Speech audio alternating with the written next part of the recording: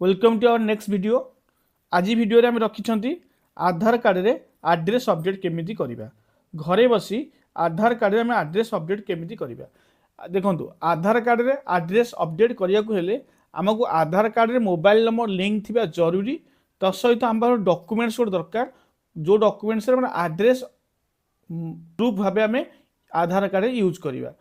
ताले आपण resident certificate नै परिबे, कास्ट सर्टिफिकेट नै परिबे, बैंक पासबुक नहीं पारे, भोटर कार्ड नहीं पारे और रेसिडेंट सर्टिफिकेट यूज करके आधार कार्ड में एड्रेस अपडेट करेंगे। ये मुझे गूगल ओपन करुच्ची, माई आधार .gov.in एंटर प्रेस करुच्ची। प्रथम लिंक जो आसला आधार माई आधार UIDAI तापर क्लिक करुच्ची।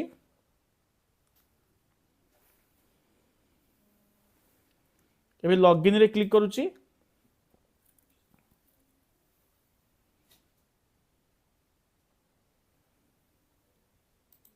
आधार नंबर टाइप कर सारी, कैप्चा एंट्री करुच्ची।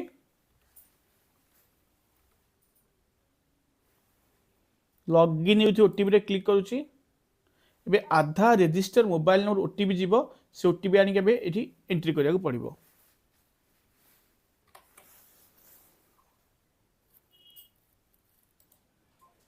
लॉगिन रे क्लिक करुच्ची। आधार लॉगिन हो सारी। एड्रेस अपडेट को जीवी।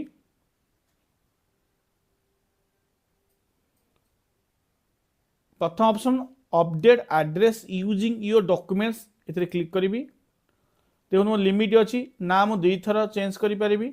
डेट ऑफ बर्थ मु थरे चेंज करी। जेंडर मु थरे चेंज करी पारिबी।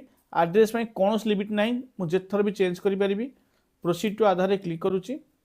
आधार एड्रेस अपडेट क्लिक कला परे मोर करेन्ट डिटेल्स एड्रेस एबे देखा जाउची। मु करेन्ट डिटेल्स एड्रेस एबे देखि पारुची। मु स्क्रॉल करबी नूतन एड्रेस अपडेट करिया पई। मु मोर एबे हाउस रे मो गाँ ना एंट्री करिची। स्ट्रीट रे मो गाँ ना भी पंचायत ना एंट्री करिची। एरिया लोकालिटी रे मो ब्लॉक ना एंट्री करिची एवं पिन कोड में एंट्री करिची। एबे नेक्स्ट फॉर्म फिल पई स्क्रॉल करूची। मु ओडिशा ऑटोमेटिक स्टेट मोर आसी जाईची। मु मो डिस्ट्रिक्ट चूज करिची। मोता विलेज मोर मु चूज करिची। विलेज चूज करिया पर ऑटोमेटिक मोर पोस्ट ऑफिस आसी सारी। मु डॉक्यूमेंट अपलोड करी। मैनुअल अपलोड करी। मैनुअल अपलोड क्लिक करुच्ची। एक्सेप्ट रे क्लिक करुच्ची। सपोर्टिंग डॉक्यूमेंट रे मो रेसिडेंट सर्टिफिकेट देबी। रेसिडेंट सर्टिफिकेट देबा पे हेले मोर ऑप्शन टी होची NRJ job card and domicile certificate. एटा मु सिलेक्शन करुच्ची। एक्सेप्ट रे क्लिक करुच्ची। मैनुअल अपलोड करी। सिलेक्ट सपोर्ट डॉक्यूमेंट क्लिक करुच्ची। मो डॉक्यूमेंट डेस्कटॉप रे रखीची तो अपलोड करी रेसिडेंट सर्टिफिकेट। देखो अपलोड कला पूरा क्लियर विजिबल होगा दरकार। एक्सेप्ट क्लियर विजिबल होइची। एवं कंटिन्यू रे क्लिक करुच्ची। एवं नेक्स्ट रे क्लिक करुच्ची। एवं मोर न्यू एड्रेसटा ये हम देखी पारुची। आई हियर बाय क्लिक करुची।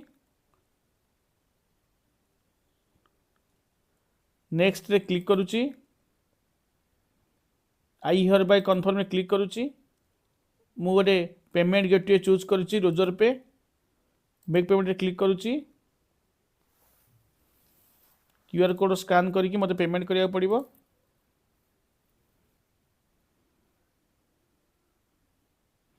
मोर पेमेंट सक्सेस हो सारी।